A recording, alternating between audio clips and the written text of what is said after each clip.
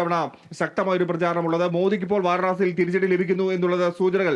ഇത് മോദിയെ സംബന്ധിച്ച് വോട്ടെണ്ണി തുടങ്ങുമ്പോൾ മുതൽ കുതിച്ചു കയറേണ്ട വോട്ടുകളാണ്. അത് കീഴേക്ക് പോകും. കേരളത്തിലേക്ക് എത്താൻ നമ്മുടെ പ്രേക്ഷകർ കേരളത്തിലെ കാര്യങ്ങൾ നോക്കിക്കൊണ്ടിരിക്കുകയാണ്. തിരുവനന്തപുരം 1524 വോട്ടുകൾക്ക് ഇതാ UDF സ്ഥാനാർത്ഥി ശശി തരൂർ മുന്നിട്ട് നിൽക്കുന്നു.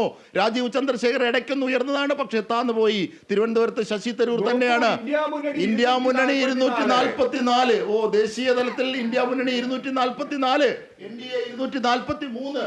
അതായത് മണിക്കൂറുകൾ കഴിയുന്തോറും വളർച്ച താഴേക്ക് ഇന്ത്യ മുന്നണിയുടെ മുകളിലേക്ക്. ഇനിയുള്ള ഓരോ മിനിറ്റുകളും നിർണായകമാണ് ആന്റണി.